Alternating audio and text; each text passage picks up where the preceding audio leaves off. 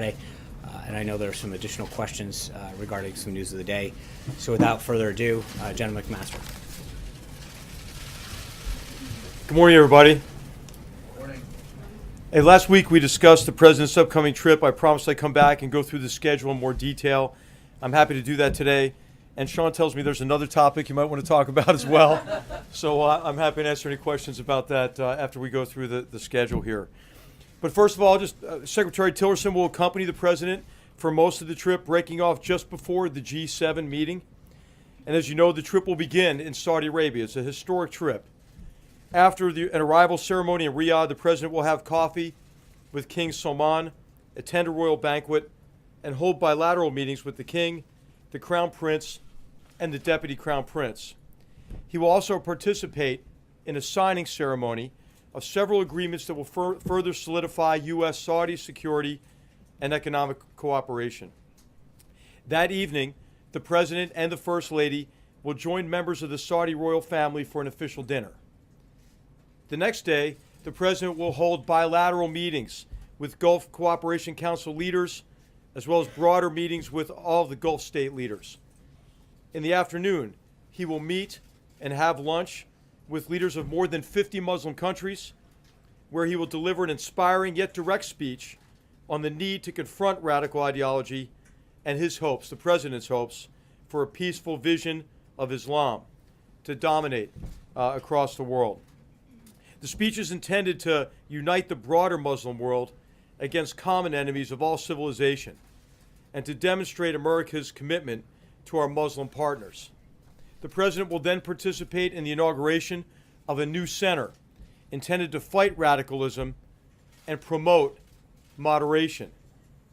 By establishing and operating this center, our Muslim friends, including Saudi Arabia, are taking a firm stand against extremism and those who use a perverted interpretation of religion to advance their criminal and political agendas. The President also looks forward to participating in a Twitter forum with young people who will be able to live tweet his remarks to people all over the world. The President will then continue on to Jerusalem, where he will meet with President Rivlin and lay a wreath at Yad Vashem. The President will then deliver remarks at the Israel Museum and celebrate the unique history of Israel and of the Jewish people, while reaffirming America's unshakable bond with our closest ally in the Middle East. Later that day, he will meet with Prime Minister Netanyahu. That night, the President and the First Lady will join the Prime Minister and Mrs. Netanyahu for a private dinner. The following morning, the President will meet President Abbas in Bethlehem, where he will convey his administration's eagerness to facilitate an agreement that ends the conflict. And he will urge Palestinian leaders to take steps that will help lead to peace. And he will visit the Church of the Holy Sepulchre and say a prayer at the Western Wall. In Rome the next day, the President will have an audience with the Pope at the Vatican. He looks forward to celebrating the rich contributions of Catholics to America and to the world, and to discussing a range of issues of mutual concern, some of which I summarized last time. Before leaving the Vatican, the President will meet the Cardinal Secretary of State and will tour St. Peter's. Later that afternoon, the President will meet with the King and the Prime Minister of Belgium and the heads of state and government of the host country to the NATO alliance. He'll also meet President Mattarella before departing Rome for Brussels. The next morning, the President will travel to the EU headquarters to meet with the presidents of the European Union and of the European Council. He'll then hold a working lunch with the newly elected President of France, whom he will meet in person for the first time. That afternoon, the President will deliver remarks at the unveiling of NATO's memorial to our shared struggle in front of a piece of the Berlin Wall and a segment of the World Trade Center. He will reaffirm America's commitment to the alliance and repeat his insistence that for the good of the alliance, all members must share responsibility and share burden. Joined by Secretary Mattis, he will participate in the NATO leaders meeting and dinner before then traveling to Sicily for for the G7. Throughout the summit, he will meet bilaterally with leaders, including the Italian Prime Minister. In the formal meetings, he will press America's economic agenda and call for greater security cooperation. On the first night of the summit, he will also attend a concert performed by the La Scala Philharmonic Orchestra, followed by a leaders' dinner hosted by the President of Italy. Before departing Italy for home, the President will speak to American and Allied servicemen and women and their families. He will thank them for their sacrifices they all make to keep us safe, and he'll also recap the highlights and accomplishments of the trip. And so I'll ask Sean to call on any of you who have questions. Thanks. General McMaster. Thanks a lot, General McMaster. You came out to the stakeout area yesterday, and coming out to the stakeout area, you said that the Washington Post story, which came out late yesterday afternoon, was false. Do you stick by that assertion? Do you think that every element of that story is false, and do you have anything to correct in terms of what you said at the podium yesterday afternoon? No, I stand by my statement that I made yesterday. And what I'm saying is really the premise of that article is false, that in any way the President had a conversation that was inappropriate or that resulted in any kind of lapse in national security. And so I think the real issue, and I think what I'd like to see really debated more, is that our national security has been put at risk by those violating confidentiality and those releasing information to the press that could be used connected with other information available to make American citizens and others more vulnerable. General was classified information released. Sir, can you tell us if the Prime Minister Netanyahu will join President Trump at the Western Wall? And does the President believe that the Western Wall is part of Israel? Part of his what? I'm sorry. No Israeli leaders will join President Trump to the Western Wall. He's going to the Western Wall mainly in connection with the theme to connect with three of the world's great religions and to advance, to pay homage at each of these religious sites that he's visiting, but also to highlight the theme that we all have to be united against what are really the enemies of all civilized people, and that we have to be joined together with an agenda of tolerance and moderation. General, I just want to try to dig into some details of this reporting on the President's conversations with the Russians. Are you denying that he revealed information that was given to the U.S. by an intelligence partner? So what we don't do is discuss what is and what wasn't classified. What I will tell you is in the context of that discussion, what the President discussed with the Foreign Minister was wholly appropriate to that conversation and is consistent with the routine sharing of information between the President and any leaders with whom he's engaged. Was it And the U.S. received from an intelligence partner? I'm not going to be the one to confirm that sort of information that could jeopardize our security. U.S. allies that do have these type of intelligence sharing relationships with the U.S. will stop providing that information? No, I'm not concerned at all. That conversation was wholly appropriate to the conversation, and I think wholly appropriate what the expectations are of our intelligence partners. If I can follow on that, General, have you reached out to foreign partners who might have contributed such information to the U.S. and talked to them about it, tried to reassure them? If so, what was their reaction? I have not, and I'm not sure what conversations have been held about that. Carol. Going back to what you were saying earlier, if there was nothing that the president shared that he shouldn't have shared, why did his counterterrorism advisor contact the NSA and the CIA about what he had said? You know, I would say maybe from an overabundance of caution, but I'm not sure. I mean, I've not talked to Mr. Bossert about why he reached out. There, so what? Presumably, you would understand why there was a reason to reach out. So I was in the room. The Secretary of State was in the room, as you know. The Deputy Assistant, the Deputy Advisor for National Security, Dina Powell for Strategy, was in the room, and none of us felt in any way that conversation was inappropriate. Thanks, Sean. General, if you can tell us, when was the decision made to share that information with the Russians? Did the President spontaneously, on the spot, decide to give that information over? Or was there an interagency process or some kind of formal decision-making process in advance of that meeting with the Russians last week? Well, as you know, the President, it's wholly appropriate for the President to share whatever information he thinks is necessary to advance the security of the American people. That's what he did. As to your question on had that information been shared previously, I'm not sure about that. Make that decision, though, sir.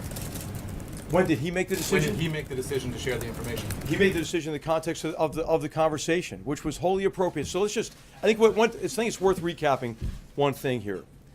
The president was meeting with the foreign minister about the terrorist threat. He had also raised some difficult issues, what we expected in terms of different behavior from Russia in key areas like Ukraine and as in Syria. But then the president was emphasizing, hey, we have some common interests here. We have to work together in some critical areas. And we have an area of cooperation with transnational terrorist organizations, ISIS in particular, an organization that had already taken down a Russian airliner and murdered over 200 people in October of 2015. And so this was the context of a conversation in which it was wholly appropriate to share what the threat was as a basis for common action and coordination. And Did you make the cooperation. decision in the moment then, during the context of that conversation? Excuse me. I want to follow up first with Jennifer's question, which you didn't answer about the Western Wall being part of Israel. Oh, that sounds like a policy decision for, and that's the president's intention.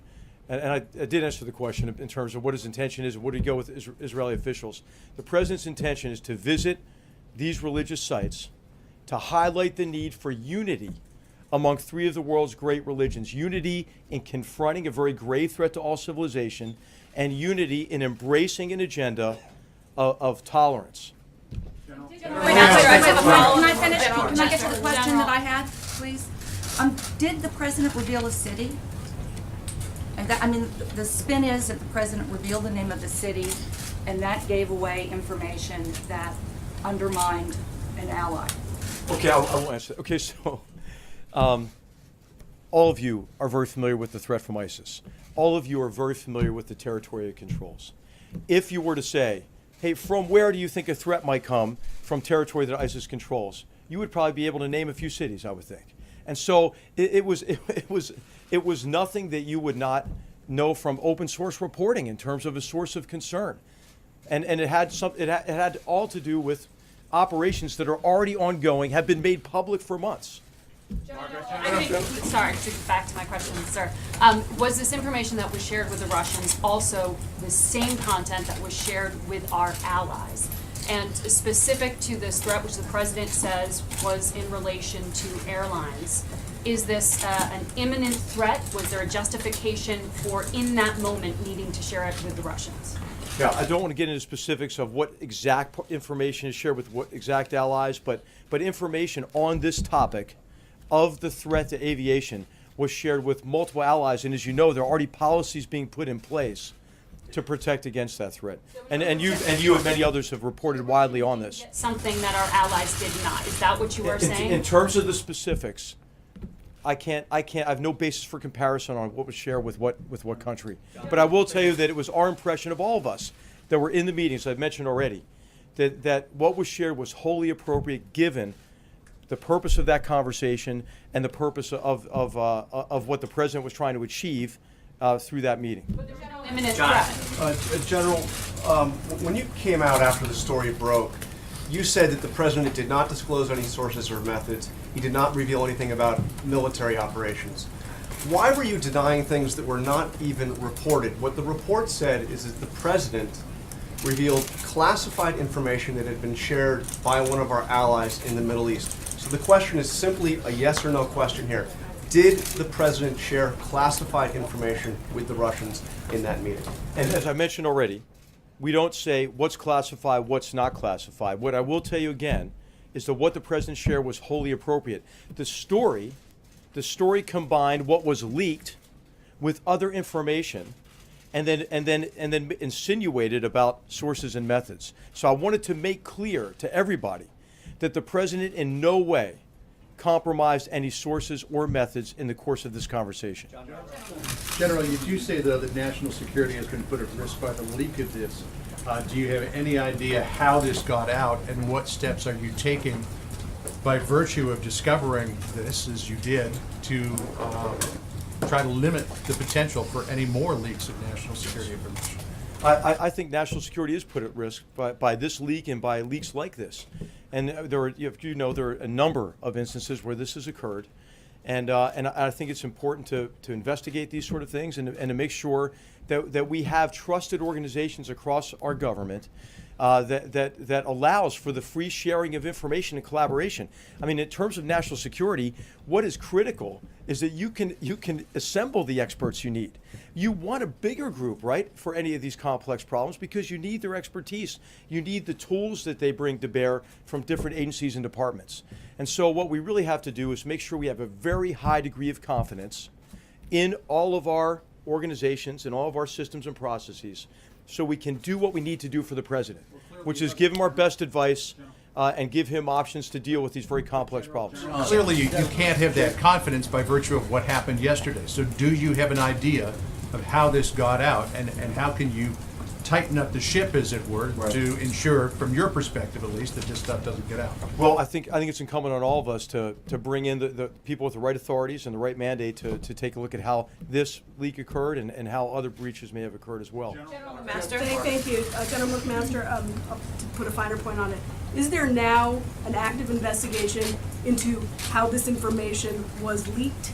And can you tell us about who's running that investigation? And I also would like to ask you, given that President Trump is now going to be meeting face-to-face with literally dozens of foreign leaders, if there are sensitivities to his discretion in what sort of information to decide to declassify, how is that something that you were advising him ahead of this foreign trip?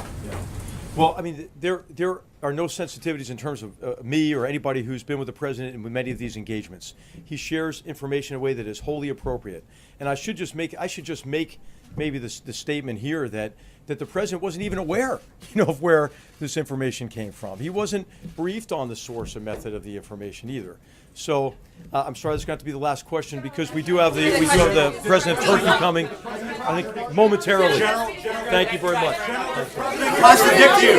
We contradict you, General. We have more questions, General. Will you release the transcripts, Sean? Who's investigating the leaks?